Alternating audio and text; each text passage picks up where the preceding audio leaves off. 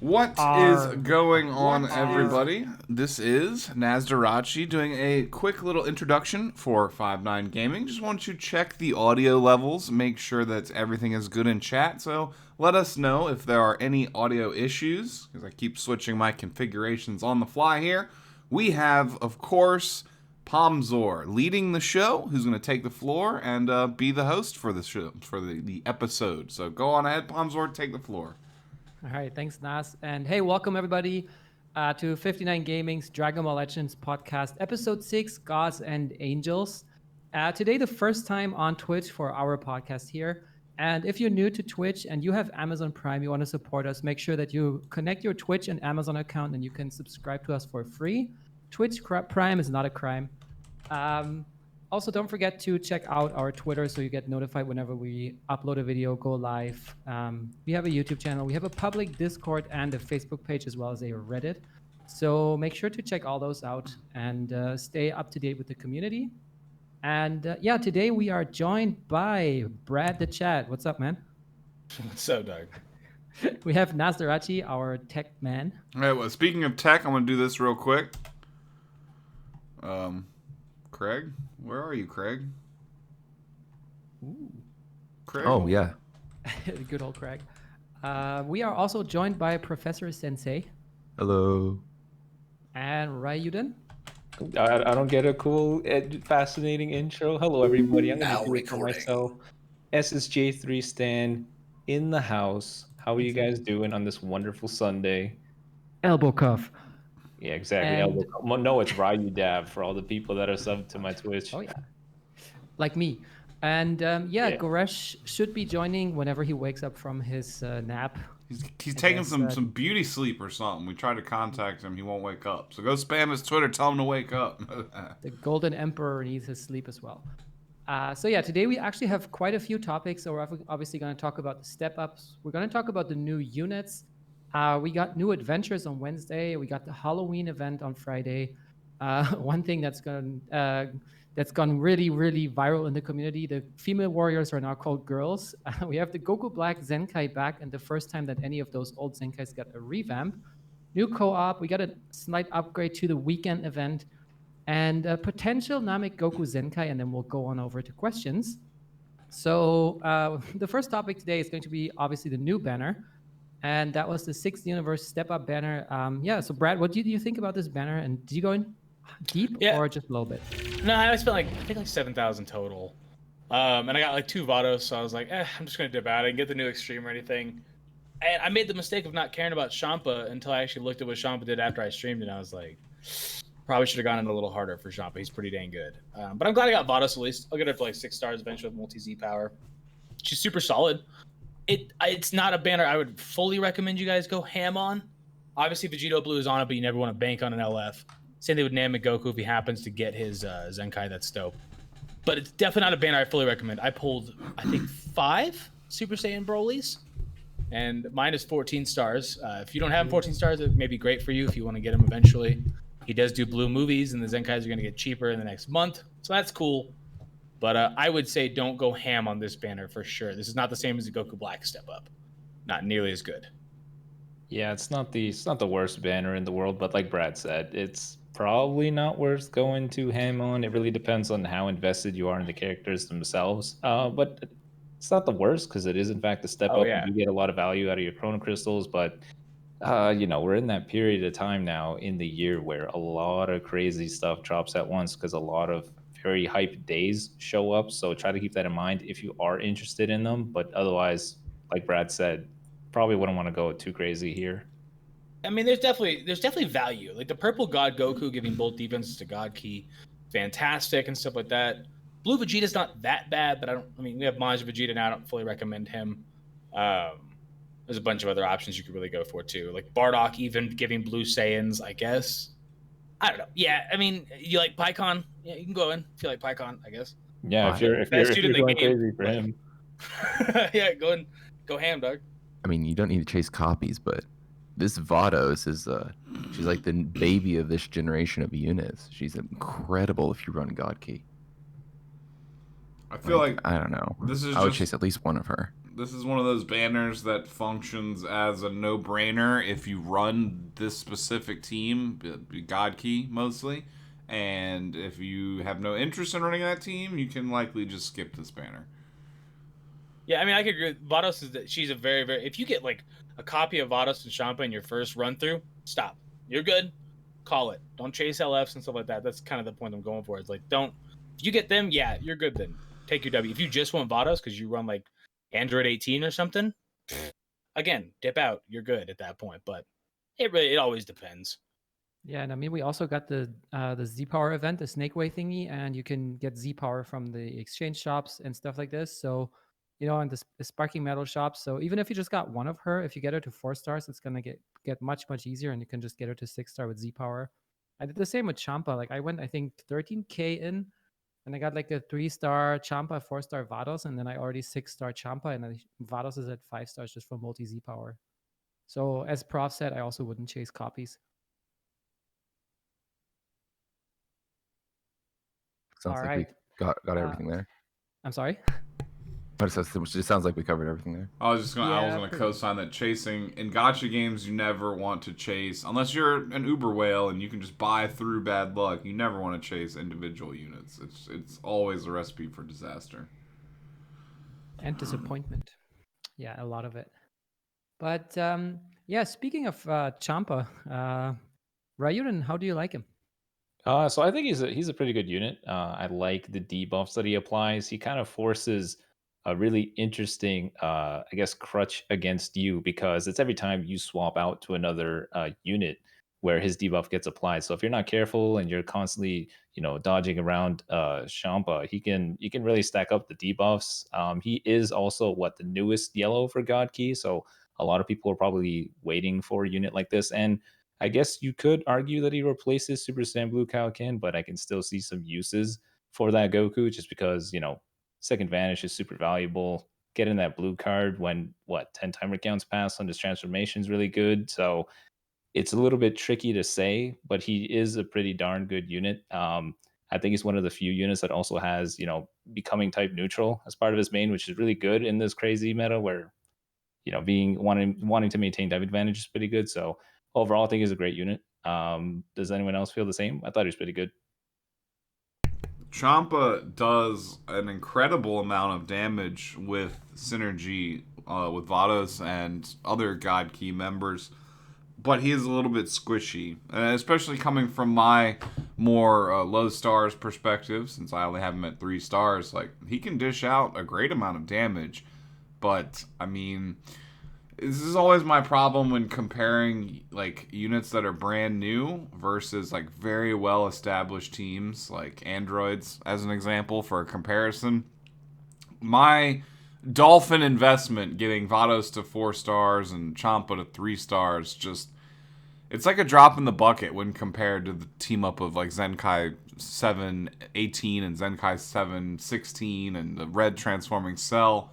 So even though they are a relatively competitive team at low stars, their low survivability, I still don't get anywhere near as good of results when I just default back to using Zenkai androids. So it's hard to justify, spending a lot of money on summoning banners unless you can afford to go in crazy to get the red stars on them. It feels more like you're making an investment in the future as opposed to getting like immediate new value when you pull on banners like this. Because like I said, I got both the new units and I have somewhat of a team for them, but it's still nowhere near as competitive as a team with Zenkai units on it. So I don't know, maybe that would impact your decision on when and where to summon as well. I want to jump in real quick. So people saying, why is it on Twitch and stuff like that? It's going to be ported to YouTube. So if you guys don't want to watch it on Twitch, you're at work and you can't leave the app or whatever else, it'll be on YouTube tomorrow. So don't worry. If you want to check it out there, you can just watch it at that point as well. Yeah, it's going to premiere on YouTube, and the audio versions will still be going up on Spotify and Google Podcasts and iTunes and all that. So there will still be... We're just testing. We're making a test, y'all. This is just seeing if Twitch partner will be a viable option. So bear with us. And we can't stream on both platforms if we get partnered on Twitch. That's why we're focusing on Twitch. So if we partner with Twitch, we can't stream on YouTube. That's why. It's like a contract. You have to literally we can't stream on YouTube at that point. And someone in the chat saying on YouTube it won't be live, but we are premiering it, so it's still going to have the live presentation. There'll still Chat. be a few of us in the text chat hamming it up with y'all, and that's about that situation. So it'll still premiere. The new format, since we don't read out comments anymore, generally you won't really notice the difference between it being actually live on YouTube and a premiere, because the format will keep it pretty consistent. So hopefully this will work out for the best. But again, it's just a test, so we'll see how it goes. I guess All right, so back to I Paul. want to make some comments on Champa really quick though. go ahead. Go for it. Gotki's been hurting for just a good blast yellow unit. I believe he fills that role. I think that he has the best in slot for the Z abilities right now. At least in my opinion, I love the double attack Z abilities. Oh yeah. So even if you don't end up taking him into battle, he is a great bench for you. I think he's situational, but as I already mentioned, since he's a perfect bench, he can fill that situation if you need him. If your opponent has like heavy purple. But yeah, no, I'm finding myself still taking some Masu VB with Vados more than Champa. Well, I don't have Champa, but I wouldn't use him, or not seeing my opponents really care to take him. Yeah, what I also like about him is that he destroys cards of the opponent. So even if they keep drawing cards and you just dish out the blast cards and they're gone. And then you use the main ability, destroy blast cards again or all cards again, and then they're left with nothing. It's crazy. But yeah, as people said before, that he synergizes especially well with Vados, where he just does crazy amounts of damage on Switch. So I mostly liked him with Vados. I think I haven't even tried him without Vados in any of the teams before. Has anyone done that? No, it seems like it would be a really incomplete combo. I mean, maybe Gresh has done it, I think. Done builds with and without Vados, Yeah. but outside of him, with this 14 when I showed him star. off, I did it without Vados just because, if you're trying to show the unit, you don't want a support unit to be influencing how well they'd be. So he did pretty good. I think he's a great unit. And like Prof said, he does satisfy the yellow blast unit role for God Key. So I don't know. I guess you could still make the argument for Super Saiyan Blue Kaioken still, because I think that second vanish is really damn valuable. But yeah, I think he's great. I like what he does. So what about Vados, Rai? What do you think about her? Vados. Here we go. This is okay. Between the two units, I mean, I think we can all agree that Vados is far more valuable as a support unit. She's probably the best support unit in the game, I want to say. And usually units where they're kind of like a jack of all trades, we do a little bit of everything. They never really excel at anything, but Vados is just really damn good at everything. The key on swap in, level 1 card draw speed, easy 60+% damage inflicted for your entire team, reduced sub count, slashing away key. She is amazing as a unit, amazing support, and you're going to probably see her as the starting unit for God Key and Rival Universe because she's amazing, no doubt. I have her in really high regard. She's a fantastic unit. Yeah, I think also that you can put her in a ton of different teams, right? It's not just God Key that you can put her in. She works well with other females too, yeah. Yeah, I tried her on females with other girls, not females. Sorry, girls. We'll talk about that later, okay? But yeah, on girls, with what's it called? It's a Purple Mai, the extreme one, and with transforming Android 21. And man, you can just slash away those standby counts, and you can just infinitely switch. It's so much fun. It's so crazy though. A really scary lineup I'm starting to see a lot of is green, yellow with Kefla and Zenkai 718 running Vados as well. Oof. Holy crap. Just when you thought 18 couldn't do more damage, here you got somebody giving her a monstrous buff. You thought she didn't care about type disadvantage before. Now she really doesn't care. Really doesn't care. She's amazing as a support unit. Yep. And then you have the heal. I mean, as said before, she's a bit squishy as well, but she has the heal on switch out and her main ability as well. So she kind of mitigates that unless she dies. Yeah, exactly. So like in the meta of like everyone getting one comboed and stuff, it could be a little bit risky, but she also has that even really great passive of like killing 2 cards, which is really good as well. Like I think Kale was the only one to do that before on Cover Rescue. I think. Was it straight up So- delete the cards in your hand? Yeah. So it's she's the red Kale is the only other one that I think does that reliably.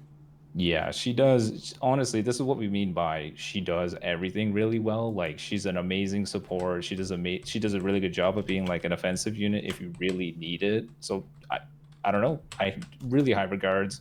The only thing that's a negative against her is she's not the tankiest unit, which I think we can all live with because we wouldn't want her to do everything exceptionally well. So fantastic unit.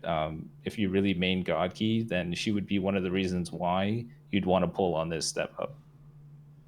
Well, another Yeah, I thing. think she's kind of like the Green Mai on steroids, right? Sorry, Prof. I was cutting you off. Go ahead. Oh, well, they're changing with the Rising Rush to where the cards generated after your combo started have less chance to have the Dragon Balls on them.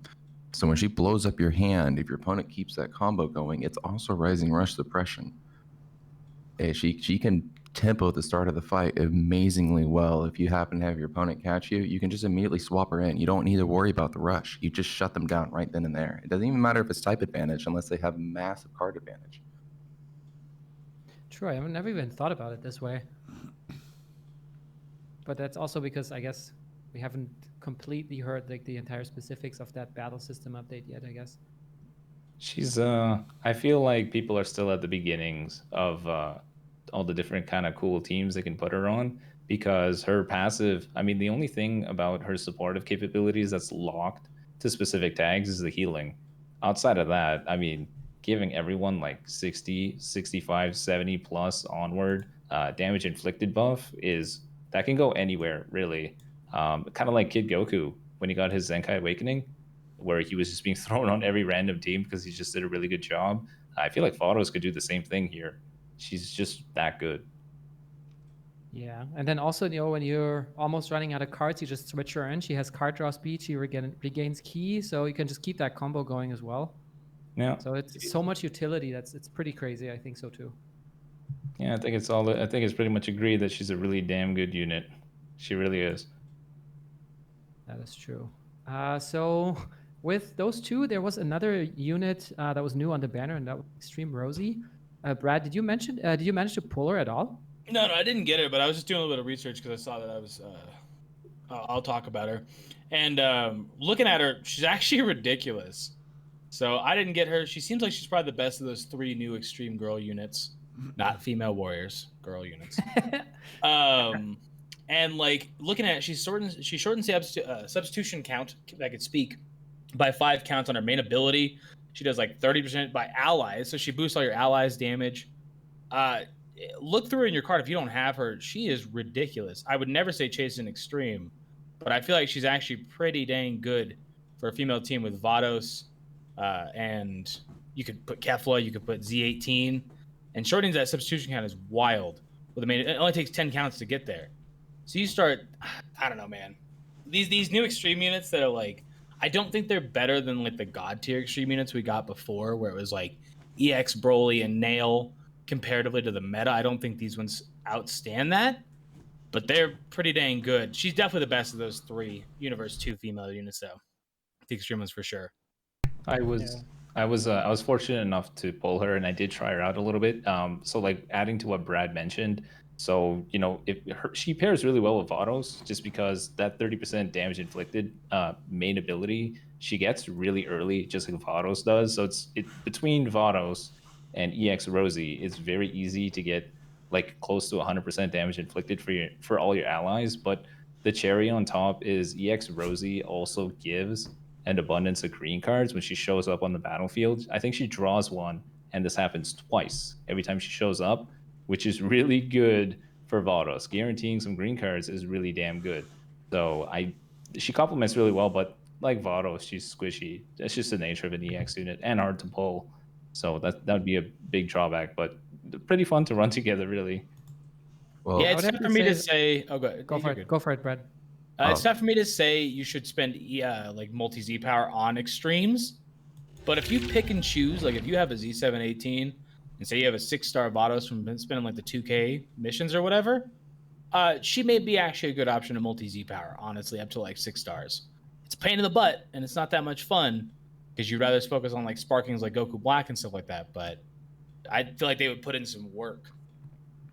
Yeah, I think ultimately she's still the most attainable of those three extremes, though, because on her the banner that she was released on with the step up has the double character, the double rates for new character step, and they have the extreme or higher step. We don't talk about the double rate step. That's the worst step ever, dude. I never pull anything on that step ever. It's just me. Fair enough. I got a bit lucky. Like to me, I spent 13K on the banner, and I pulled Rosie before I pulled any of the new sparkings. So we're not all bombs are okay. Hey, normally I get cucked with new extremes all the time. Like, and I stopped chasing them because, okay, I don't have every unit in the game then, but at least I have every sparking in the game, and that's what I have to deal with the whale problems. But yeah, I think still compared to Kakunsa, which I still haven't gotten, and no, wait, actually, Ribrianne was also on a step up with Goku Black, right? So I'll take that back. I stand corrected. I definitely think she's better than Kakunsa. I don't think you'd ever run like a Universe 2 team, but for what she does, like way better than she should be for Rosie. Let me put it that way. And it's the second Rosie that's a range type. But yeah, to be honest, I would love to have all those three and just try like the 6 of them and then just see, are the sparkings better than the extremes or not, because the sparkings are old.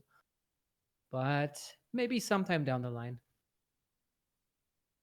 All right, I guess we can move on. And as many of you have seen, especially those who are grinding for the guilds or who are just, hurting for some chronos, we got the new Halloween adventures, or it's not actually Halloween, it's the autumn adventures, where it is Halloween. Never mind, I can't read.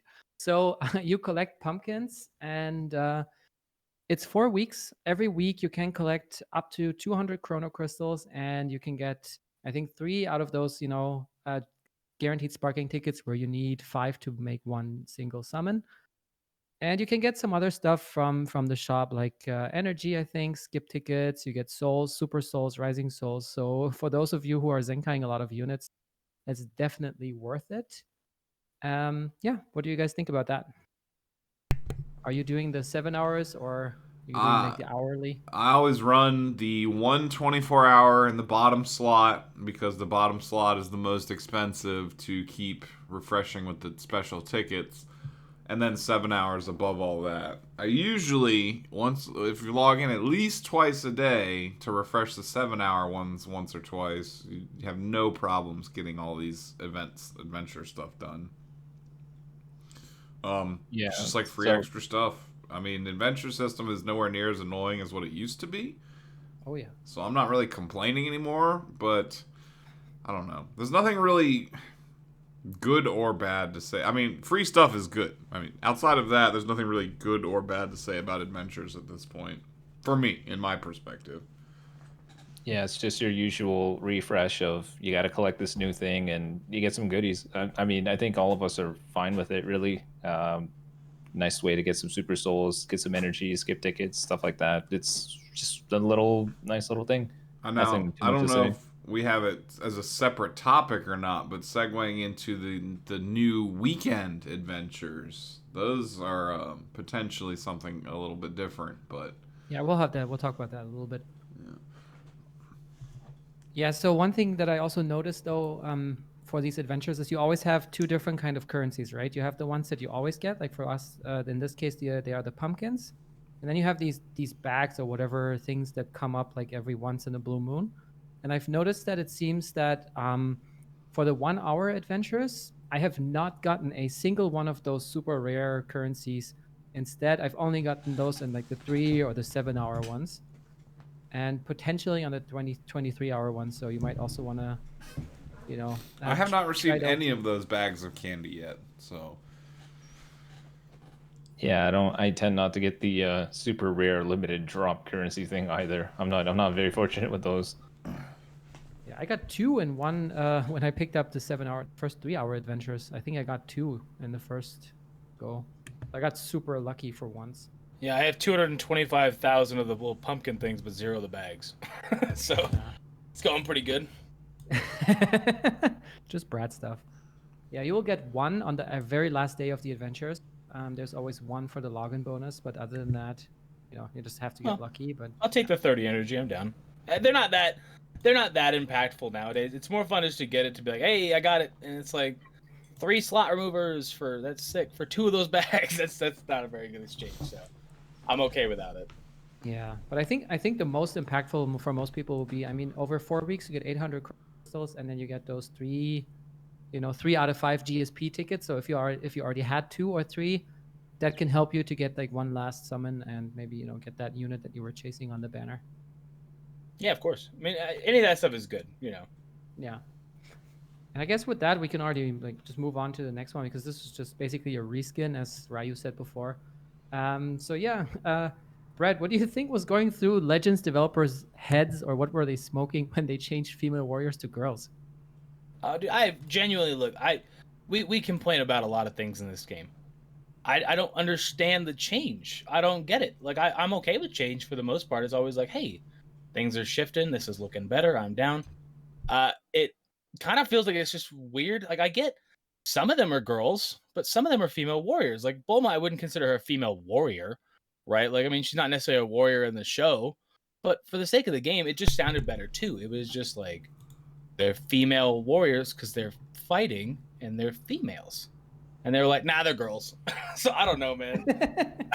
I couldn't tell you. I guess they're trying to include everybody. Yeah, I mean, yeah. Gohan's there, and the girls tag now. At least Female Warriors was like Videl. I know it's Videl and Gohan. I get that. But it's just weird to me. It's very off to be doing that. So I don't know. Yeah, it's just it feels like an unnecessary change. I guess they wanted to have a more generic tag to blanket everyone, because like Brad said, but maybe not everyone really classified as a female warrior, so they weren't sure. But I mean, that's just like minutia details. That's not going to be something that anyone's going to throw a fit over. No one's going to be like. The only thing I could think of, I guess, I don't know, but that still sounds kind of weird. Female warriors just sounded good. It was like it wasn't peppy gals and it wasn't girls. Like it just sounded. It was a good, nice in the middle fit, and they're like, nah, what is your name of girls? Like I don't know, man. It had to be like the only thing I can think of is it's some type of like translation issue, like maybe them localizing it across a bunch of different countries. Like maybe I don't know. I'm trying to reach for any possible excuse I could give them, and like issues with having it localized over like 100 different countries. It was like the only stretch that I could come up with as to why they would make this change this late in the game. Like, it doesn't make any sense. Like, it makes sense when you change future Gohan from teen to adult, because he's actually an adult. But when you take all these adult females and then change them into girls, like, okay, yeah, Pan and Bunny Bulma Youth, I could understand them being on, like, a girl's tag. But, like, what? I don't understand. Like, I don't get it. It seems more degrading than anything else. Like, they're all powerful warriors. It's like they're girls. Yeah. It's exactly what I thought too. It's like, bro, this is kind of sexist, bro. Like, the tag itself is defining them based on their gender. If you're gonna go down that path. That's true. I mean, when are we getting a boys tag? I'll take a boys tag. I saw somebody put that in the chat earlier. I'll take a boys buff tag. them. Who would be on the boys tag? Can we have a men tag? And then also a diverse tag for, like, I don't know, the wolves, for A example. what tag? Yeah, we need a wolf tag, dude. Like, the non-human tag. Dragon Ball Zoo. Question mark. Okay, all right. Well, I think we're we're getting a little weird in derailing the a chat bit. now. So. Yeah, so starting on Friday, we also got that Halloween event where we could grind stuff like free LFZ power, other multi-Z power and stuff. Naz, I guess you were probably starting to farm that as well. Have you experienced the drop rate so far? I have not started to farm this yet because I hate PvE in this game with a burning passion. I'm so unmotivated to do PvE events up until like the last day that even the 100 Legends Limited multi-Z power cannot persuade me to do this event. Because A, 100 Z power for a Legends Limited unit is nearly worthless unless you're stuck on a 2-star. Like, outside of having a 2-star to 3-star transition, it is 100% useless to have this 100 Legends Limited Z power. I guess maybe unless you've been like buying Platinum or Super Chrono Crystals the whole time, and maybe you've leveraged yourself to a point somehow where you have a Legends Limited unit that's 100 Z power away. I I don't know. I don't think it's possible. I don't think it's Yeah. possible for them. I think It it's only mystifies me, but yeah, I mean, I'm sure I'll get around to doing it, but it illustrates a point in my experience with Legends is that I really just don't enjoy PvE in this game really at all, or co-op. The PvP is great when the servers are functioning well and everything's not laggy, but PvP is just super boring. Or PvE, sorry. I didn't even do the cooler event for the 1,000 Chrono Crystals until yesterday. And I mean, it cycled out last night. So that's about when I started it and did it all in one day, on the last day. So, if anyone else has any experience on the actual drop rates, feel free to chime in. But It's pretty good. I farmed it. I mean, through the boost units, I did a couple runs through it. I have 16 pumpkins. This is without me really trying to farm it too much. I know that the daily one gives you one, and one of the missions is clearing the bonus battle a certain amount of time. So I didn't want to go ahead, farm everything, clear out the shop, and then still have to do this. I figured may as well just do a little bit, do the daily one, just save up. It's not the worst thing. I'm happy that there's 100 Legends Limited Z power because that is the most premium currency, and you can get it for free here. So it's obviously maybe it's not the best way to implement it, but just the fact that it's there, it's farmable, is a step in the right direction. For me. I I'm think hoping- 300 would have been a lot better personally. I think it was 300 instead of 100. I'm not gonna complain though, just because it's. I mean, 100 is greater than 0. They could have just gave nothing at all. So I think it should be like, okay, step in the right direction. We let them know like, hey, this is great. Thank you for doing this. It would have been great if it was more, and then they'll be like, okay, we see that the player base said maybe it'd be better if it was more, and we'll work with that. I don't want to be a Debbie Downer. I think the only problem is like it's so late into the game that now it's like we're getting this. Like if this had happened with like Piccolo and Breeza LFs and we had gotten this 100, it would have been a lot better. And then like once a month you have a chance to get 100 Z power for an LF. Dope. But we're so late in the game that it's like LFs feel borderline useless unless they're like 7 stars getting a Zenkai now. So it's like that's kind of where I'm a little bit down on it. But it is still a step in the right direction. You're 100% right. It's a positive to take away from it that it's like they're at least doing it. Yeah, still, better now than never. It's true. It's true. 100%. But you know. There's And I mean, always, you you can can always always go better, but Yeah. And I mean, as for now, at least it's like one chunk of 100 Z power rather than like 250s, for example, where you then have one in your gift box expiring in 5 days. So that means that you can keep that 100 Z power until the next LF comes around, get the first copy and get them to 3 stars immediately, for example, or you wait for the next bit of Z power. I'm pretty sure they're going to give that out on a somewhat regular basis, and then you just use it on that LF unit that you really want to get to the next star level. Yeah. Just kind of work on that. People, I think people are forgetting too that I think for all Legends Limited units, the double buff is actually at 3 stars. So yeah, getting them to 3 stars push- is invaluable. Like Palm's that's idea of push- saving it for the next upcoming LL unit's probably the most win strategy of all. yeah, I agree. So it's I think overall, I think just to wrap it up, we all feel like it's a step in the right direction. Could have been more, but I mean, just the fact that it's here, thumbs up. Just it'd be great. I don't know, they could work on it, but thanks for doing it. It's here. Like, I knew that a free-to-play method of getting that LL multi-Z power was coming to the game eventually. Like, as soon as they created multi-Z power, I knew that it would roll out like this, where it'd be really monetized and hard to get at first, but then over time, the system will open up and everything will become more and more available. Of course, Legends Limited multi-Z power is included in that as well, and this is just a first step towards it becoming more of a reality in the game, where you see it more frequently, too. Like, when all of the Legends Limited characters that are currently exist in the game have Zenkais available, they're going to have to be giving this stuff out with like greater availability. Otherwise, none of the free-to-play players are going to be able to compete with any type of whales. So, we'll wrap it up on this final point. What do you guys think would be a decent system going forward? Twice a month we get 100 Z power. Once a month, because once a month, that's only 2 stars on an LF unit in a year. Once a month. You think that's but enough? They also want you to they also want you to still summon on the banner. Of course they do. But I mean, at that point, we have so many LFs at this point. We're going to have so many in the upcoming year that it's like, can they really be that stingy about that when you should be focusing on Zenkais anyway? I have a feeling Yeah. it'll be increasingly more available as time goes on. 100%, yeah. Oh, it definitely will be, and it's getting better. We see that. So I don't want anybody in the chat to think we're knocking it, because it's a definite positive, 100%. Like, there's no way to take it negatively, because you're just getting something that costs somebody else, like, well, not $120, but if you're buying LF Multi-Z Power, it's like $120. So the fact that you can get even a sixth of that for free, it's a win for sure. Yeah. By the way, Prof, just wondering, did that event actually get you to stop playing PvP for a little bit to just grind it, or did you just not go for it? I'm with Nos on this one. Like, I'm probably gonna end up just going for it at the last moment, but it's the PvP is not PvP. The PvE is not fun. When I open up a mission and I see all the stuff you have to do to get all the completion on the mission, it just looks like a list of chores. I'm not excited to go attempt these challenges. I'm just wondering how many more teams do I have to make to collect this reward.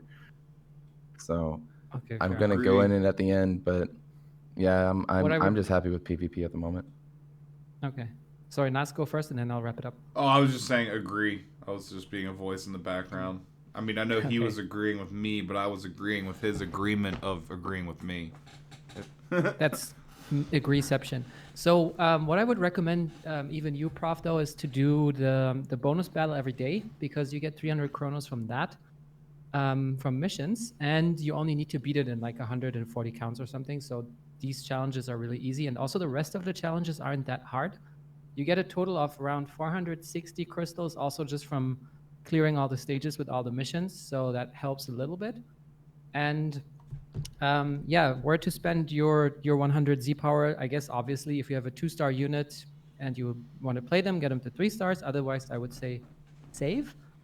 And don't forget that you can also get those 100 multi Z power 6-star and below, or 7-star and above per color from the store. So, if you have like a unit that is 100 away, or you want to pick on a unit, then definitely go and farm that. And with that, I would say we also got the Goku Black Zenkai Revamp, which is the first one that that came back. So they promised us in November all of the units are going to be 7,000 or like the 1,000 chrono new systems. And yeah, Black, do you think it's worth going for Goku Black at this stage, or is he even at Zenkai 7? Is he out of the meta and outdated? I think you said black instead of Profson. So. Yeah, he said black. Is it worth going for gold? Oh man, I'm old. Prof, Well- do you think it's worth going for Black, or do you think he's already outdated even at Z7? I think this goes back to a previous podcast that we were saying that even if you look at this unit's kit and you feel though he doesn't fulfill the role you're wanting to do on your team, Oh, he's going to be a fantastic unit going forward when it comes to the bench potential for, I guess, yellow future units. And I personally like him. One of the things that held most people away from this unit is that he didn't really start to shine until you got him to Zenkai 7, and that was quite a worthy investment. Now you can save for a couple seasons and max him out. bro. Oh my god. What? I just What- pulled what's going on? Vegito blue. Oh, Guess I'm going for that multi-Z power now. there you go. That'll change your mind. Okay, so you, Prof, you're saying he's definitely worth it, yeah? I mean, If you run future? so yeah, so it always comes down to if you're running the tag. Like for any of these Zenkais, guys, I would never tell you to chase them if you don't use it as your main team. Like if you think Goku Black's a cool character, but you're a girl's main, then wait. But yeah, no, if you are a future main, you think Goku Black is a cool character and you're kind of bouncing between future God Key, this is probably a pretty good pickup for you. Brad, do you agree? I mean, yes and no. Like, I was kind of zoned out, honestly, thinking about like him getting VB and stuff. So we're still talking about Goku Black. I mean, yeah, it depends. Like, he's still fantastic. Like, you're 100% right. But I like using Zenkais most of the time for bench, unless I really like the Zenkai. Like I love Bardock, and I'll use him on the actual team, but he's still a pretty good bench as well. Yeah, I mean, for Rage Trunks, say you got like a 10-star Rage Trunks, at least get Goku Black Z3. Like, it's 100% worth it. Yeah, I'm now Yeah. thinking about it too, because I have. Sorry, Ryan, go first. No, you go ahead. Yeah, so I got the free missions. So those missions are still there, right? So that means you only in quotes, you need 6K probably to get him to Zenkai 7. And yeah, I have him at Z1. But even just to buff up like Rage Trunks or, just to try him out. Someone said Z7 or nothing. Fair enough. Oh, I that's think something to I definitely might. touch on for sure too. You guys should do the free missions while you can, because they Those go won't. away like this coming month, right? No, I don't think they. I think the I news thought they were announcement going said away. that they'll stay. Oh, okay. If they're staying, then whatever. Take your time. Never mind. Yeah. Ryuden, you go. Yeah, I was pretty much just going to agree with Prof here. He's probably going to be more valuable as time goes on because he's buffing up the yellow future, and future, as we know by now, goes pretty hand in hand with God Key since it's towards the end of the Dragon Ball Super arc for Goku Black, and there's a lot of hype units, and it's probably a really valuable Zenkai ability. So there's some value to him, but as a unit, I'd probably opt for Rage Trunks instead. I think he fills the yellow role better, but he is valuable as a bench. But I don't know. I feel like there's a lot of hype stuff coming, and I feel like if you have 7,000 Chrono Crystals and you're wondering, you probably want to save it instead. Yeah, especially if Namekoku really gets his Zenkai and you have him at 7 stars. But we'll talk about that a little bit later. I guess the next one, we also got a new co-op event, which is now versus Hit. And Nas, I'm guessing you're also not playing that one? I have not started it yet. I am still suffering from like PTSD from the Zenkai Trunks Android 17 that was just here. Like co-op. I even posted this on their Twitter because they did something on their social media they've never done before. Like, I mean, they try and interact with the community a little bit with the challenges and teasing stuff on Twitter. But on official social media, they came out with the post. I was like, "Who are you using for co-op?" And And I was like, "I'm gonna be honest with y'all. I don't really play co-op. Like, not trying to be rude, just trying to be honest. It needs some redesigning." That was my comment on their I take offense post. to that, dog. I love co-op. I think it's the best mode this game's ever added. You lie So like a fish. I take offense to that. No, dude, it sucks, and the hit one sucks too. Like, I don't know why they have to make it so hard to break his shield if you don't have Champa. Like, it's genuinely not fun. Like, I'm okay with co-op for the most part because it's kind of boring and just mindless. And I think Professor's the one who said it before that you kind of just like click all four and you look away, and you click all four and you look away, whatever else. And that was kind of how it was. With this one, you got to actually play. Like, I was losing with like EX Beerus at like 13 stars. And if your buddy brings like a doo-doo unit, like he's still a yellow unit, but they're not like the prime ones, you're not going to win that unless you're like kicking butt. And it's hard to kick butt in co-op because it's not the same as PvP. It's just click these buttons. They don't have vanish. And it's just, I don't know. I don't know why they have to up it and down it and up it and down it. And just find a happy medium. We've had co-op for like a year now. Like, it should be pretty well established, you would think. I don't know. It's never going to be fun. It's not going to be because you're doing it for multi-Z power. You're doing it for some Chrono Crystals, for some summon tickets. So it doesn't need to be super duper fun, but it also shouldn't be like a pain in the butt. That's what I'm feeling. Yeah, I guess the only mechanic that you have there that you don't have anywhere else is rescue mechanic, which, I mean, I'm playing 3 times a day just to get that, those bonus drops. I consider it my Legends chores, this and the daily missions.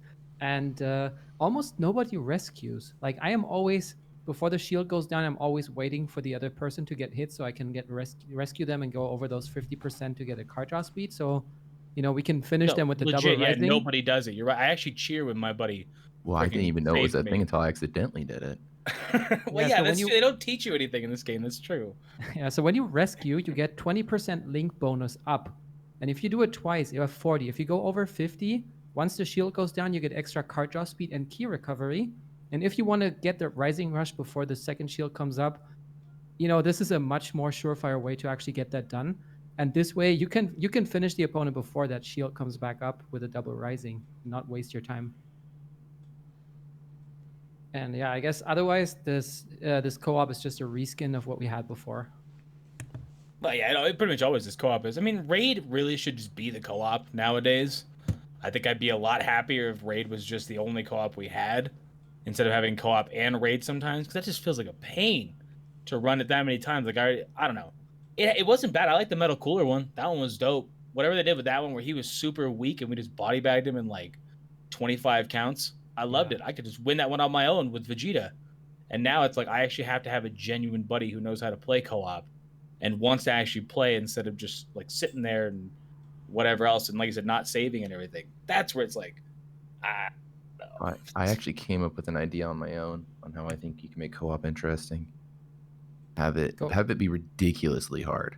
You're not expected to consistently get to the end unless you got a well-optimized buddy and you're playing correctly, but still have it measure how far you get and dispense rewards accordingly, right? Yeah, so I'd if be you down make for it to that. this milestone, you get this many reward drop for your little rush medals, right? Now you're going to be excited to get your link up. You're going to be excited to get that damage up, and you're going to want to talk about, optimizing the rush itself, and then you can get, the rewards or whatever. But I think that's how you could get me invested, is when the rush starts beating me consistently. If I do that, the 4-card tap and then look back at YouTube. So the main thing is like where the average player base is definitely not professors, 100%. And it's like they act like, I don't know. It's weird to explain Legends because if they're trying to touch a bigger audience with stuff, you have to make it more accessible. And something like this, I mean, you ain't got Champa and say you're kind of a new player, you borderline can't do it. If you have like a hit that's like 2 stars, maybe you can clear through it, but I don't know. But I get what you're saying. I'd be 100% down if it's harder and you get way better rewards if you kick ass in it. I'd be totally down for that. But I would only be playing with friends then. I would never be playing with randoms. So there'd be no point for randoms at that point. Although, I don't know. Yeah. But I think the only point for randoms is those 20 extra medals if you really need them, for the 3 daily missions. And that's pretty much all I'm doing as well. Well, yeah, I think that's what pretty much, and that's what everybody should really be doing. Like I said, if they just made raid a consistent thing, and the raids aren't exactly amazing, don't get me wrong. That first raid was super dope. They're not like phenomenal nowadays, but they're way better, They just made raids the actual thing, and you got the boost on the first 3, or you could make it the first 6 if they just want to take co-op away at that point. I'd be fine with it. But it just like chores is the best way we've used to term that. The best term we've used for that, for sure, because it just feels like chores. I hop in there and I'm like, oh my gosh, all right, let me spend 20 minutes trying to get a buddy to match with me real quick. I can actually like learn how to do this instead of bringing Shao at level 10. We've covered this so many times. I'm feeling nostalgia for me talking about this right now. Yeah, I think that's a good cue to move on. And yeah, just to touch on that really quick, what Nas said earlier is we got a little bit of an upgrade to the weekend events. So as you know, on the weekends we get those 100 chrono crystals, extreme or higher summons where you can get an LF. You now also get that sparking guarantee ticket on Saturday, and you get those medals, those weekend medals. But now we also are getting adventures. And those 7-hour adventures can get you chrono crystals, I think slot removers, they can get you energy skip tickets and so on. I did my first one today, I think, and all I got was energy. What about you guys? The only thing, well, mine's still not done yet, but what I'm gonna say is I guess thumbs up, because I mean it's more opportunities to get free stuff. Like, yes, maybe the chance to actually drop chrono crystals and useful stuff could have gone up more. Like I think the 3 individual energy is kind of a slap in the face, but if it was like more than that, I'm still giving it a thumbs up because it's an interesting idea. Chrono crystals from adventures, energy, the erasers, I'll thumbs up. But just the 3x1 energy is bad. Just make it so that doesn't happen. Maybe make it like 5 or 10 or something, because it's still 7 hours. Should be better than that. Yeah, I mean 3 threes even would be kind of a slap in the face even at that point. So it'd have to be, and it should guarantee at least 110 minimum. But even then, I don't know. 7 hours is a long time to wait for something to finish to get like 3 energy. I only did the one that I got so far, and I got the 100 chrono crystals, so I guess I got lucky. That's the max is 100? I don't know. I did an adventure, I got 100 chrono crystals, and I was like, man, all adventures should be like this. Then I jumped on Twitter, and I saw that some people did the same adventure and got 3 1 energy tanks, and that's it. So they got 3 energy for 7 hours. And I'm like, well, that certainly isn't worth it. So, there seems to be a pretty big gap in the disparity of value between what you can walk out of on that summon. Yeah. And yeah, I just saw you also get multi Z power if you get really lucky. So. But Yeah, I think it's just 10, right? I believe so. Yeah, up to 10. So the 100 Chrono Crystals seems like the W on those adventures. I will But say then the again- 10 can come in handy if you need like a 5 to 6 star unit and you need like literally 1 Z power. Like, Yeah, there have definitely been come in times where handy I've for been sure. stuck at like 998 out of like the next tier, basically. Yeah, or- so there's definitely times that can come in handy, but yeah, 100 CZ is Yeah. probably what you want. For example, when you also get, you get those 30 Z powers from the guild shop. So for example, my Vados, I got 3, or from the Golden Showdowns. And my Vados, I got 330 Z powers for girls. So she is at something 90. And if I get 10, then at least it's round again. So that's also a use case for that. Yeah. But I guess that's pretty much all on the weekend upgrade. It's not like a huge thing, but I think it's nice. And it's 7 hours, but you have 5 to 7 adventure slots. So it's not that it's, like keeping up a huge amount of, it's blocking you a lot to get, resources that you otherwise need. Yeah, and then one topic that has gone like really, really, really viral in the community is the potential Zenkai of our good friend Angry Namek Goku. And before we get started on that one, I would just like to point out that we have a video over on YouTube where Goresh Nolar and Bebop already discussed that. The possibility of getting a Zenkai, what that could mean for the game, and their opinions. But since none of them are currently here, Brad, what do you think about the potential, and what should or shouldn't they do with him? I mean, okay, so we were talking about this a little bit before the podcast, and like, at this point, we're so far into this meta. It doesn't really matter if Sun Family gets any better. Like, Gohan already steamrolls your team. That the only thing that I look down, I don't really care about the meta when it comes to that.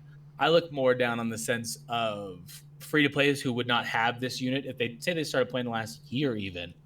You may not have a chance at him. Like I only have him at freaking 2 stars, and I have a 7-star VB and a 7-star LF Vegeta. So it's totally possible you wouldn't have it. That's where I feel like it's. I think where you can use the term isolation, and it's isolating a large player, and that's what Zenkais have done since they dropped, and that's the big negative for me. At this point, the meta is what it is. It's going to be chaos, and it's going to be prof land for the most part. So I'm torn. Part of me is like, whatever. Part of me is like, yeah, it's not a good choice, but it doesn't shock me. I'm not like, oh my gosh, I can't believe they're doing that. I can 100% believe they're doing that.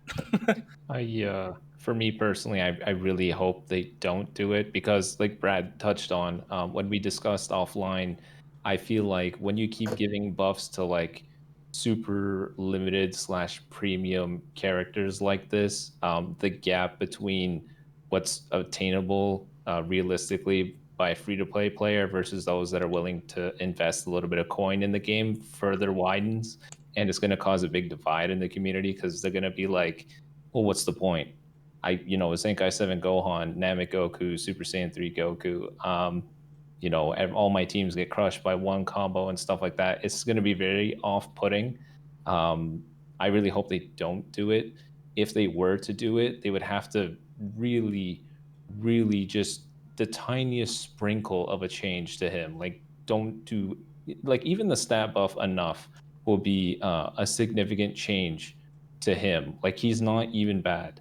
He's still a fantastic unit, if you ask me. I kind of agree with you 100%. Like, it just needs to be stats. What else could they do to him? He already countered like everything in the game. Yeah, like if they gave him even the little stat boost that he gets from Zenkai is going to be more than enough for him. He's still a really darn good unit, but he doesn't need it. There are so and many with other Bardock backing him up on top of that.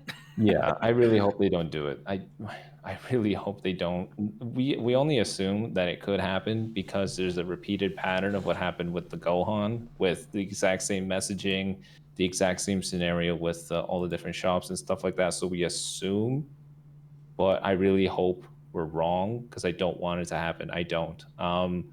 With Bardock and him run together, I mean, I've demonstrated before how well they work together. And, I've incinerated teams in 15 timer counts with his blue cards. And if he gets his Zenkai and his Zenkai ability buffs him up again, it's just going to be dumb. It's going to be such a big power divide that it's going to be like, what's the point? I really hope they don't do it. What would it be, Blue Sun Family or Blue Saiyans? I feel like no matter what, it'll be a little too strong just because it's going to be given to him. You're too nice, man. It won't be a little too strong. It's gonna like re-break the meta, dog. But I don't know. I mean, it's really 50-50 they're actually going to do it. You guys have to understand this is all speculation. And I know you guys listen to us to like give you kind of pointers on stuff and whatever else. We appreciate you for that a lot. But don't take this with a grain of salt. Until it's confirmed, don't go into PvP and thinking, oh, this is going to happen. I'm going to get destroyed by this.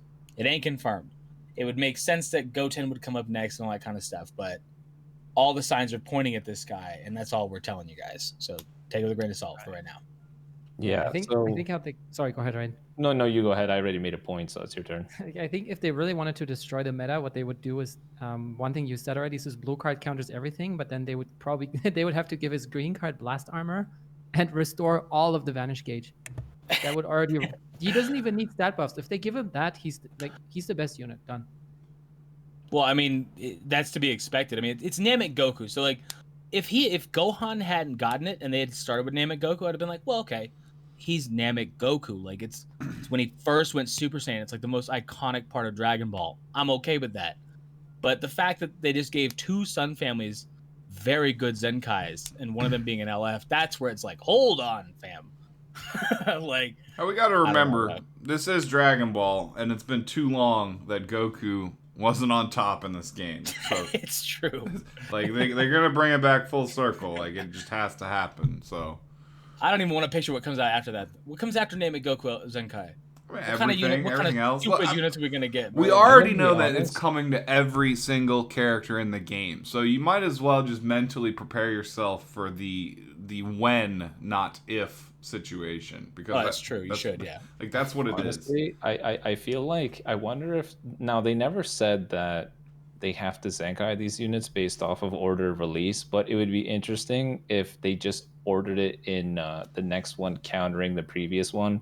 So like we had Gohan, then they would do Namek Goku, and then Super Saiyan 3 Goku, and then Goten, you know what I mean? And then Piccolo, and then just so on and so forth. It'd be funny if they did it that way. That would make sense, like in terms of popularity and usage, because they only said they were doing the Legends Road units in order. Like they didn't specify anything about any of the other units, so it's really a grab bag from there. And just as an asterisk here, this is fanboy aside. I know I like Super Saiyan 3, but I'm being honest. This is just what I think. I just think it'd be interesting if they did it that way. But like we said, at the end of the day, I hope they don't do it. I don't want to see it happen. And then I also see people saying like, Zenkai instant transmission Goku. No, don't, please. Don't do that. I think he would be worse than Namek Goku. I don't want it to happen. Yeah, because he counters tab attacks as well. He's the worst. And I get it. You may make the argument that, he loses his vanish and stuff. But I mean, if you have a blue card that counters everything, who cares? Especially if you have then Hercule or Ella Frieza or something in the team. You just use your vanish first, and then you use the card when you don't have vanish left anyway, and just use it to your advantage. So when Gohan dropped, they were going crazy with the Zenkais, right? And then in that general time frame, they were dropping them, left and right. So I think the one way I would be accepting of this Namek Goku is if they, maybe go back to the old Rosie and Kankutsu and Zenkai them, or do something crazy where they just, stack them, a whole other team. So it, balance it, if you would, that way. A lot of people are like, no, don't give us more Zenkai. But if it's inevitable, we might as well, pull that Band-Aid right now and make the other teams more broken. Yeah, I have to agree, dude. Freaking, it's like Thanos, bro. It is inevitable. That's 100% true. All right, I think we can move on. But the next and last two topics are kind of in the same vein. So we have an upcoming banner that was announced, and that was the, I guess, Legends return for Namek Goku. And they also said, like, if you want to get something from the exchange shop, maybe don't get him, so you can waste your Chrono Crystals or spend your Chrono Crystals on that banner. Prof, what do you think? Is that going to be worth it, or Gip? I think it all comes back to my usual thing is summon for one tag. Now, this Goku, let's just pretend he's coming, and he's going to be Blue Saiyan, right? That is going to be just one of the most powerful units of all time. He's going to have the best in slot Z ability, and he's just going to have one of the broadest Zenkai abilities there is. Like if Bardock, instead of his Z ability, wasn't for Super Saiyans but just Saiyans, there would be no excuse. You need to get Bardock, right? But he is somewhat niche in that respect. But this Goku is going to be just otherworldly powerful, just forever and always, if he's coming in the condition and the pattern we are seeing. in that respect, if he's going to have a 0.5 pull chance, this would be your shot. There's no other way of getting the LF units as far as I'm concerned. So that'd be my take on it. Yeah, except from the shop if you have enough of the tickets, but then you also have to have summoned enough to actually have amassed 1,000 of these Legends Limited tickets. I haven't even done that yet in the entire time I've played the game. You haven't? I've done it twice. No, I haven't. I haven't reached the 1,000 cap yet. Yeah, I had to buy a unit once because I was capping at 1,500, and yeah, all the other tickets would have gone to the gift box. I did buy the Boy of Ryuden though, so that was good. Where are the But yeah. investments? Still one of the best abilities for Saiyans. Yeah, he's Oh 6 yeah, star now. 100%. Yeah. Yeah. All right. And then one last thing is, some of you may have already noticed that Ultra Space Time Rush is only on for a week. But one thing that even I haven't noticed, and I usually read the news and stuff, but Ryuden made an interesting discovery. Tell us about it. It turns out that they're giving you double the rush medals for this one, so we're feeling like maybe I don't know what that could be. I don't know if they're giving more currency just because rush medals have some added value with you getting LF Zenkai power from there, and the Zenkai souls and stuff. So maybe they're doubling up how much they give you because players are going to be interested in both. You're going to want a Zenkai, whatever new LF shows up there, which could be Namegoku, as well as get yourself some Zenkai souls. So I think that's why they did that. I don't know. It's just something interesting I noticed. It may, like you said, have to do with possible other Zenkai units coming up. So they're giving some medals back. Because, I mean, strategically speaking, even if you're a free-to-play, you're now done with the Zenkai Gohan at this point. So, in terms of scheduling, it's about time to start up another one. I know that not everyone wants to hear that and all, but the timing coincides with it pretty well. So, I don't know. I think it's too soon, personally, for how it feels like we just got Gohan, and it's been like 2 months. I think 3 a year would be fine. 6 a year is a lot. I have a feeling that they're going to start to accelerate the process. Because we have already, in the game, I don't know the exact number, but there's over 200 Sparkings in the game now. Because I have over 300 characters with everything included, right? So I would have a feeling that the pace is about to accelerate here soon. Well, they got to start accelerating other stuff, too. Yeah. Ryuden, I think you wanted to say something, right? I actually forgot my train of thought. Update the USTR banner. Yes, you are 100% right. That needs to be updated massively. My gosh. Actually, that's that's a good topic. Maybe they should maybe this is gonna be stupid, but maybe they should add all the LFs that they can let you Zenkai for free be part of that banner with a little bit of an increased rate. I mean, you only get 2 multis. The thing refreshes every 2 weeks. At that pace, I mean, how many times are you gonna get them to 7 stars? Have them featured there. Make it a small chance to get them. At least that way, people would be just a teeny tiny bit less upset. I think that would be worth it. Yeah, I can agree with that 100%. Good point. All right. So yeah, just make sure that you get that rush done this week. This will also be a good news for the guild grinders because you get one more chance to grind a lot of points, and you can get a lot of Zenkai souls and whatever from the shop. Nas, do we have any donations? I think we got some bits, and we definitely got some gifted subs right at the beginning of the stream. I wasn't actually keeping track of the bits, especially in lieu of I got excited about getting Vegito Blue. But I did want to give another shout out to Zephyr because before the stream started, he did donate 25 more subs. So in the meantime, I can look at this little activity page I've here. heard, Doug. Thank you so much. Hey, Dondre, we just got 100 bits. Thank you. Yes, we appreciate that, Dondre. He's an MVP in chat. Anime Dads cheered a couple bits half an hour ago. And then Zephyr gave out the gifted subs. So Dondre, Anime Dads, and Zephyr are our 3 main shout-outs for this stream so far. All right. So thank you very much. And we're going to take a quick break. And again, if you want to support this channel, Twitch Prime is not a crime. Connect your Amazon Prime account to your Twitch account and you can subscribe to us for free. Don't forget to also check out our Twitter, our YouTube, join the Discord server, and also our subreddit. We also have a Facebook page, and we are still looking for moderators. for a couple of those. So make sure to check out our Twitter for more information on that.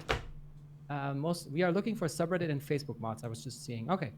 So we will go into questions right after the break. And again, if you want questions read in the podcast, make sure to follow us on Twitter and answer to the questions thread with your questions and make it an open question. Yes, no questions are usually hard to start a discussion on, and open Also, questions are a little- avoid questions that are just asking us to peer into a crystal ball and read the future, because I don't know how to answer those questions. Only Raiden can do that, so Yeah. we can't all do that though. Yeah, the Magic Canadian. You pull out. All right, so we're I'm gonna call him that from now on, the Magic Canadian. okay. So we're gonna take a quick break, and we will be back in a couple of minutes with your questions from this week. Alrighty, we'll see y'all in a second.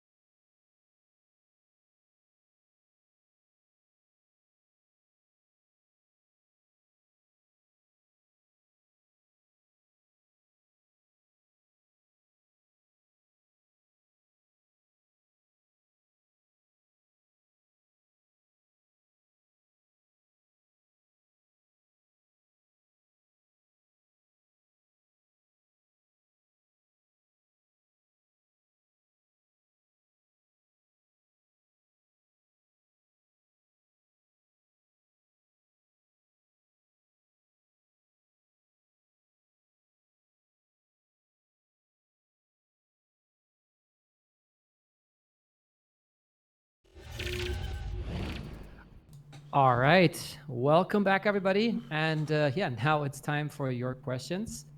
And the first question, again, they're all from Twitter, so make sure to follow us over there. The first question is from Juan, the only one. And he's asking, with the revamp of the Zenkai system for the old quote-unquote Zenkais, which units do you think are still worth to get to level 7, considering the state of the meta in teams like LF Gohan and SSJ3, anti-region damage, and the lack of new units for LOE? So basically, which units of the revamped Zenkais are still worth going for? I would prioritize Cooler and Beerus for sure. Yeah, Cooler Beerus. I still think, I know that Goku has like a really strong passive against the Good Boo, but Good Boo is still a fantastic unit. I mean, the shutting down of the strike cards is really, really oppressive. So those three for sure. Yeah, I was going to include him also. If you're a regeneration guy, Fat Boo definitely still worth it. you can play around the unfortunate purple matchups that you'll end up with, be it with LL Piccolo or, whatever else. You can get Boo out of the way. So he's definitely still worth it. Those three are probably the three I would prioritize. Yeah, and with Boo, you can still lock in whichever unit, get him to 7. He just locks in whichever, like Vegito Blue, for example, and then you chain your 4 strike cards and get rid of him with a rush. Yeah. He's still really good, even if there's a counter for him. I mean, everyone's designed to have a counter against them. Yeah, and he's annoying to play Yeah. against. Any other opinions? Brad, Prof, what do you think? What about Gohan, Prof? Well, I mean, if I'm being real, the purple Gohan is a great unit, but he's not. He doesn't bring it all that like a lot of people are expecting units today. Mainly due to him lacking card draw speed late into the fight, buffs being cancelable, and he doesn't produce ki. That being said, if you skipped him because he cost 25k CC, he's definitely worth 7k CC. So him and Blue Broly, Red Goku, were kind of skipped over. Frankly, Yellow Goku Black. But all 4 of those units are pretty broad in the units they're going to buff, especially that Red Goku. That Red Goku right now, think about how many Red Saiyans there are, and think about how many old Red Saiyans will get Zenkais. I'd be eyeing the Goku the most, especially if you're a Saiyan main. Yeah, I'm 100% with Prop on that. Look for benches. It's so painful 100%. spending 7,000 CC just to bench a unit, though. You Definitely don't have not to just something. bench him. You can fight with him. It's just the way I With see it. Bardock You're spending all especially, this time getting these items and stuff, and this is 1 out of 6 units locked in at the highest ability bonus you can buff another red unit. It feels like I'm a completionist when it comes to teams, right? And I feel like once you lock in that unit as Zenkai 7, you make them all spready, you're done. You leave them there, and now your red Saiyans are just beasts. And don't forget that it's actually probably going to be 6,000 because all these old units had the 1,000, the level 1 free missions, and you get roughly 1,000 awakening power per multi, so 6k. Yeah, I mean, I see both sides of the coin on that one because, like, it does suck spending like 6,000 to 7,000 to use it for a bench. But I do think Goku with Bardock, if you Z7'd Bardock, Goku should be your priority then. Because I think with him, he's got to be ridiculous. Like, he was good with Bardock when he first dropped. Like, I mean, obviously it was a whole different meta at that time, but he was even good back then, even just as Z1. So I think, yeah, prioritize him just because of his Z ability. Red Saiyans is ridiculous. Now you can build an entire Saiyan team with Zenkai buffs, like you can hybrids and Sun Family and stuff like that. And on top of that, it's Goku. Like, it's, I don't know. You guys get it. He's always going to be relatively relevant with Sun Family. So Gohan can even buff him. So you really just like that freaking Goku, you can double buff him then. And that's pretty solid with Bardock. If you have Gohan. Okay, so I think we heard from everybody here. So there are your answers. And if you didn't get it, just rewind a little bit on YouTube later. The next question is from Super Vegeta Sama. And they're asking, do you guys feel that Legends is heading into a healthier environment? And if so, for the people who are getting fed up with DBL, should they tough it out because the game will possibly be leaps and bounds better within the next year or 2? Also, love you guys. Keep up the grind. I would say yes. I'm going to start that one off by saying yes. If you look at Dokkan, like, if you didn't play Dokkan the first 2 years of the game, it was garbage compared to what it is nowadays. It was absolute trash. That's when I played Dokkan. And that's probably why I have such a negative, like I can't go back to playing it because I remember summoning like 500 things and not getting a single SSR. So like it was straight doo-doo. So yeah, I do think we're going to get to a much, much better spot. And I think we're seeing it. We're getting a lot more Chrono Crystals.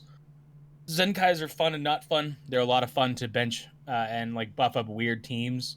Like you can run very odd teams, but they're also bad because it costs you a lot of in-game currency. So yeah, tough it out. We got like another year left at tops. 6 months is what I'm kind of hoping for. I would love to see the 3rd anniversary. 8 months, really, really kill it and bring it to the forefront. But yeah, tough it out. I want to give them the benefit of the doubt that they are actively monitoring people's general consensus of the game and trying to make changes that fit, making the game better for those folks while also continuing to make them money. I would say that as like a free-to-play or low-budget player, I wouldn't expect the game to get but so much more friendly for people that are literally trying to spend absolutely nothing because they are going to want to still at all the times trying to make their money back. But with that being said, I do think everything's going to get a lot more accessible over time, which can be kind of a double-edged sword because it just means extra catching up for newer players because there's going to be so much more going on. But again, hopefully the developers will somewhat plan for that, and with the battle system changes coming up, hopefully PvP is going to get more fun. So with this game being a kind of games as a service, like long-term project of a situation, I would say that it's definitely not worth quitting. But, maybe take your break, relax a little bit, and, things will definitely be constantly changing and, like, in flux all over the place. And I think now is probably a better time to be a player of the game than some periods over the past year. So, yeah, I want to stay optimistic as well. I'm gonna add on that and I'm optimistic, and I think you guys should be too. I think they've shown that they actually do pay attention to what people care about, and they make the changes as appropriate, but try to acknowledge that it takes time. You can't say like I hate this thing and next week they're gonna fix it, because there's a whole bunch of overhead that goes on with a game like this. So anytime you're talking about, 7-figure revenue, it's not one single person that decides. So be optimistic, acknowledge that they do make the changes as appropriate, and keep in mind that it takes a while. I think it'll continue improving. I mean, Ryuden, you as a developer, how the one thing that I don't like so much, but I guess it's a deliberate decision, is their one-way communication approach. Because, they're taking the feedback in, but they don't really answer. They only push out stuff. And if they were a little bit more transparent about, hey, we're working on this, but it's going to take some time, I think people would be a lot more patient. Like, for example, we didn't hear with anything for a long time about the guild stuff, and people were memeing that it's dead. And then Toshi was like, yeah, we're still working on that, but it's probably next year. And that already kind of helps, because at least we know, okay, they don't just, they didn't just sweep it under the rug and that's it. I think these monthly video and stuff videos are to address that specific thing. I noticed that they're more frequent. I think that's what their objective is, that they're going to do like bi-monthly videos saying like, hey guys, this is what we did in a month. This is what we're working on. This is what's coming. I think that was the objective with those. So I think they got that covered. I would love that. I think. So, I'm sorry, real quick. I think the game is in its current best state that it's ever been in. I think I'm bored of a lot of stuff because I've been doing it for 2 years. But if you're a new player, it probably feels like a little bit of a wonderland. You got this massive roster of units to play with, especially if you're not competitive in PvP. There are a lot of really interesting units to use. So I think this is the best state Legends has ever been in. There's no one single feature I'm looking at and I'm thinking, well, that was better back then. I don't appreciate the current meta as far as the one-shot kills that we're in, but that's just a meta. That changes, right? I think the game overall is fantastic at the moment. Yeah, I agree. And also, what Ryuden said, they are taking feedback and they're improving it. And with that, let's move on to the next question. And that question then comes from I'm Your Dad. Hi. Well, hi back, Dad. Do you guys think this Vegito Blue and Kefla nerf is a step in the right direction for Legends PvP to start becoming a better overall system? Yes. I think I mean, like, as new units come out, it's pretty clear like their sprinkle of what makes a good unit really offensive and oppressive is just how many cards they can churn out. I'm more surprised that it took this long for this change to happen, considering before, when Rising Rush was conceived, there was no card draw speed and all this other craziness, but now every unit shortens sub count, show up with key in a card, level 1, level 2 card draw speed, all this other, delete cards, draw 4 new ones, all this other stuff. This is definitely going to be a step in the right direction, because all of these mechanics just fed into making Rising Rush show up really early. So this is definitely going to be a step in the right direction.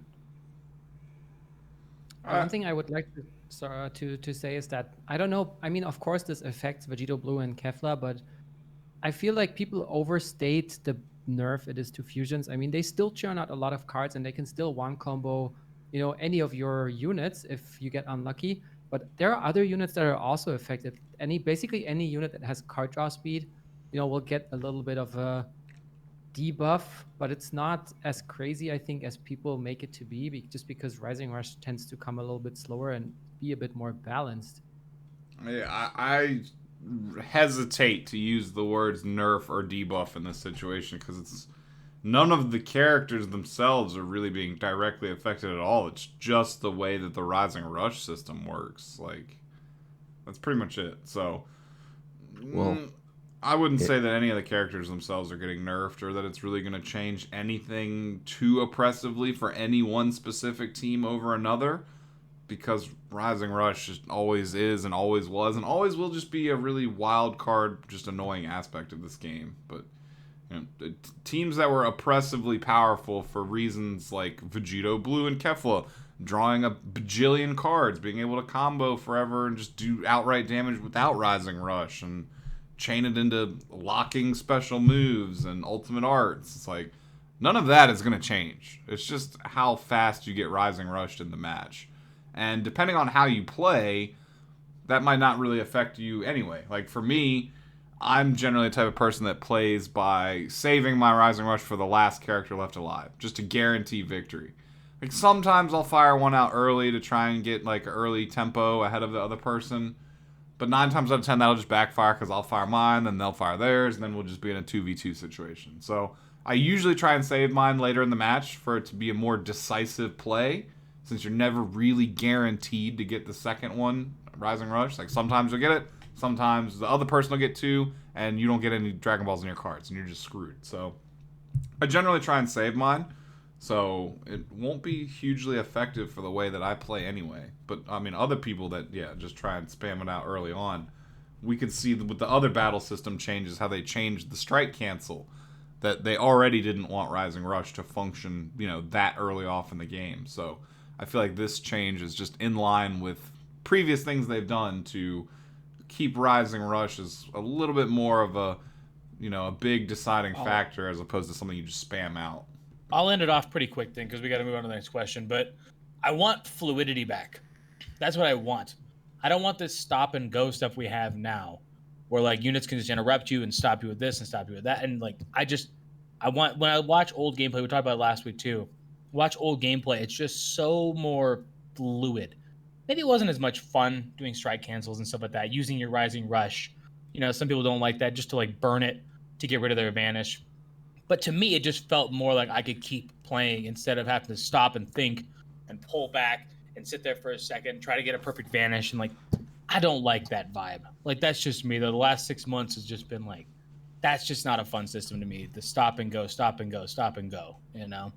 Yeah. All right. Maybe, Prof, what is your take, since you're playing PvP pretty much whenever you stream, right? So you've had a lot of matches. What do you think? If I'm gonna, just from my interpretation of the patch, this is going to make card draw speed weaker as a stat. Pretty much card manipulation in general. Like, it's still gonna be fantastic. You're gonna do a lot of damage with it, but one of your biggest fears in PvP is like, if I cover change with this unit, can he then go into this unit, pull a new hand to complete his Rising Rush, right? That is in my head constantly, and that's about to be eliminated. I'm really curious to see just on average, because right now you can expect your opponent lands 2 to 3 combos, they're holding the rush, right? So I'm really curious to see where that new threshold finds, and I'm also curious to see what the timer count that ends up being at, because right now I'm consistently seeing rushes between 155 160, right? And if that's pushed all the way out to like 130 120, that's fine by me. That's late game. So I that's what I'm excited to see. I don't think this is a nerf. The question here is about Vegeta, Blue, and Kefla. Let me be clear with you. This did not touch them. This is going to touch one combo Rising Rush, but I'm more intimidated from 18's card manipulation than VB's at this point. All right, so now we heard from everybody, and we'll move on to the next question. And that one's from Volusius. And the question is, since Legends keeps upgrading the weekends, do you think it would eventually come to where you get double XP, double Zenny, and half training time on the weekends? I feel like those boosts don't come often enough. I would also like to add Let's Fight 3. I don't know when the last time was that we've seen this one. Was it at the anniversary? Did it come back then? Yeah, but is there a point for it nowadays? With friendship not being a thing? I guess leveling up units if you're low on training items? Yeah, that's how are you low on training items? Unless you I'm just not, started. but not everybody I has don't them like that. Wait, isn't the point of friendship to farm Chrono Crystals? I There guess. is no point of friendship right now. How are you Yeah. farming Chrono Crystals that Two way? crystals? Well, because you get the Chrono Crystals for completing the rings, correct? I know, but like, man, Well, no, that if you're going to fully optimize it, that's what you do. it's true. That's true. You're not wrong. That's what they do. Yeah. Right now, I would say it's not optimized. You're right. But okay, the original question was about double XP, double Zenny, and weekends, and whether you think that is going to come. So I don't do ever know. care about those events. They're only nice like when I pull a new unit and just happen to notice the events up. I never really think about it. I don't thing think is they we need to pull- do that. Go ahead. I feel like they've already. I mean, with the gold bars showing up with the super Zenny stuff and the increased drop rates for souls and stuff, I think they've done more than enough. Yeah, I don't think they need to. I think everything's really darn good as it is right now. If they're gonna improve other little tinkerings, I'd prefer if they buffed up that weekend banner that I think is a lie with the 50% sparking chance because I went like 18 times in a row with an EX. I don't know. Yeah, and I also to just add on to what Prof said is when you only care about them when you unit. The thing is, you probably or most of us will pull a new unit on a Wednesday because that's when the banners drop. So that's when we won't have them, and because we want to make showcases, I don't think anyone's going to wait for the weekend to level them up. So at least for that, I don't know if it's that useful. I guess maybe for training your extremes and heroes that you haven't trained before. But yeah, I also don't necessarily need that stuff.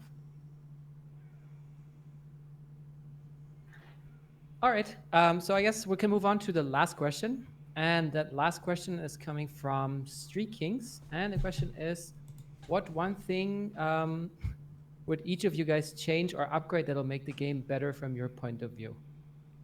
For me, I feel like if they're going to continue this path of Zenkai Awakening stuff, is to reduce the star requirement. I maybe 7. So 7 stars maybe for old Sparkings is okay, but for Legends Limited units, I think it has to be reduced for it to be realistic. If they're trying to drop that barrier of entry to have that unit, I think 7 stars for a Legends Limited unit isn't fair. If they could reduce that, like even if it was 3 stars, I mean, it aligns pretty darn good with 100 Z power that you get for free, the Legends Limited Z power. So it kind of would help stitch some of these things together. That's something that I'd like to see. I want them to go through the adventure shop, and I don't want a list of how many 3-hour adventures, just how many, like one item, and just make them stackable. Just overhaul the adventure shop. I don't. It's fine the way it is. I like the auto deploy, the fact they've added that. But right now, the adventures are a headache, especially since they can just fill up the max. Can't really sell them or anything. I think they should just stack indefinitely and just throw them out with their, event adventures. But I feel like that's a little quality of life. I notice if I PvP all day, I lose my 24-hour adventure all the time. Yeah, to add on, like for me, either that or category tabs for them and let us sell adventures.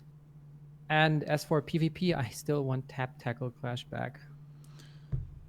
For me, I would say that, and this is like a loaded response for me because it puts a lot of weight on their shoulders, but any type of redesigns or reimaginings they could possibly think of to make PvE, let alone fun, but just tolerable, and co-op as well, like redesigning both those systems to make them much better. And again, I don't have any specific recommendations that I'm gonna throw in and fill a whole bunch of time with right now, but that would be the main thing. And then I don't know, and from there, like investing in maybe some completely new ways to play, like different modes as opposed to just adjusting the currently existing ones. And outside of all that, if they're not going to go crazy, just work on getting the netcode in the best possible state it can be. Like, I just bought a brand new Note 20 Ultra 5G. I got a brand new 1 gigabyte up-down Wi-Fi connection. I can't even play the game on Wi-Fi. It won't load. Like, I mean, I'll sit in the lobby, and I'm waiting up to 45 minutes to an hour to get one match on Wi-Fi. As soon as I turn Wi-Fi off, I can start to get matches again. That's a problem with the game. Like, it's not me. I just bought all brand new equipment. Like, the game, its internet connectivity, the netcode, the lag. I would like to see them prioritize fixing that if they're not going to do anything about PvE and co-op and just redesign them. So those are my answers there. Well, if I have to give you guys, I mean, they already solved my problem. I was kind of mad that it was female warriors and they changed it to girls. So that was my biggest issue. But if I have to give it, like, no, I have to go, like, I mean, it's always PvP. Because that's what the entire game is PvP. And, like, I played the last couple days. I played. I played, like, 45 matches in the last, like, 2 days. And, like, I haven't done that in a couple months. And I was actually having a good time. So I can't really complain too much. But I know that's not the standard. Like, I've been down this road below rank 50 before and been like, hey, I'm having fun. And I hit rank 50 and I'm like, get out of here, bro. Like, so I've been down this road too many times at this point. I think I'll take Ryun's answer pretty much. Make it, the LFs need to stop being held in such high regard, like they're god tier, because they're straight doo-doo before 7 stars. Like, yeah, you can use them, definitely. Like, the newer ones, like Maj Vegeta, is still very good, but you got to have some high-star units around him to make sure he don't die. Like, that's just how it is. So I'll take that answer for sure. Like, make it a little bit lower on those guys. Make it a little bit easier. Maybe 4 stars, 6 stars. Not 6 stars. Probably like 3 stars or 4 stars. But see, then you start getting to that where it's like, it's not set up to be in that. Like, it's not set up to split that in half. That's why 7 star compared to 14 stars. That's why you Zenkai at that point, because he still has 7 stars to go. And you can't split that in half, and 3 stars is too low, but then 4 or 5 stars, you may as well have it 6 or 7. So I don't know. I'll take his answer though. There's a lot of things. I'm saying 3 just because it aligns with their free 100. Oh, 100%, yeah. And that would be the ideal situation. Maybe they could give us missions for LFs. Screw it. Make it cost 10,000 Chrono Crystals, and you get that Zenkai. Like, you got to pay 10,000 up front to do the missions, and you get that Zenkai LF unit. They give you a 7-star LF for 10,000 Chrono Crystals. That squeeze some money out of people's pockets for sure. I don't know. Either way, I think we're all, me and Brad are just pointing towards, we think, like, if you're gonna Zenkai Awaken Legends Limited units, make the barrier of entry to getting them a little bit less. Otherwise, you have to. It's BS, because it really is. Because you're gonna have a half a rating of what Dokkan has on their highest tier units, like for a pull rate on that, and then on top of that, you're gonna ask all this work after you get that point. You got to be running USTR multiple times, or you want to summon, or all this stuff, and it's like, that's a large barrier. And to ask a normal person who's not like a PvP veteran or something, like Professor, knows what teams they want to use, just some kid who's just playing the damn game who might spend 10, 15 bucks here and there, and to ask them to do all of this kind of stuff for months on end, and maybe you'll get it, that's where it's like, it's too large of a barrier. We could make arguments saying, yeah, they're doing the right thing when it comes to whales and stuff. That's great. But when it comes to free-to-plays, they've isolated a lot of free-to-plays of this kind of stuff. But Zenkai's done it since the day they dropped, so they've gotten better, but, you know, there's always better. All right, I think those are good closing words. And yeah, that concludes the questions portion and the podcast itself. So thank you, everybody, for tuning in. This is the first time for us on Twitch. And yeah, don't forget to follow all our creators on YouTube, on Twitter, on Twitch. I think all of us have all of the above mentioned. And as well as following 59 Gaming over on Twitter, over on YouTube. And Twitch Prime is not a crime. If you have a free Amazon, or if you have Amazon Prime, you can subscribe to us for free, support the channel, and help us grow. And yeah, anything else that I forgot? If not, then have a good one. Yeah, I think you've covered pretty much everything. Again, shout out to Zephyr for the 25 gifted subs, and everybody else like Dondre and Anime Dads who participated in supporting the channel. We supremely appreciate each and every one of you. And again, we will be premiering this on YouTube tomorrow. So if you're more a fan of the YouTube situation, we are not going to leave you hanging. We will upload this and premiere it so that it will show off in a simulated live fashion. And of course, if you cannot catch it on either Twitter, Twitch, or YouTube, I don't know why I said Twitter, but we will also have it going up on Spotify. I watch all my live streams on Twitter. I know, right? If you don't watch it in an embedded link in someone's tweet, then you can also catch it on Google Podcasts, iTunes, Spotify, all that good stuff. Just remember to look up the 5-9 Gaming brand. It is no longer the Ultimate Tag Team Podcast on, Spotify and stuff, so it'll be under the new brand there as well. And other than that, I think we're maybe one more thing is just to reiterate, that we are still looking for moderators for our subreddit and for Facebook. And if you want to apply for that, make sure to check out our Twitter and reach out to Sunblade if you are not sure where to apply. Yeah, and with that, I think we will bid y'all farewell until next week. We will see y'all soon. Hopefully you have a great week in the meantime. Peace out, everybody. Bye, everybody. Bye. Deuces.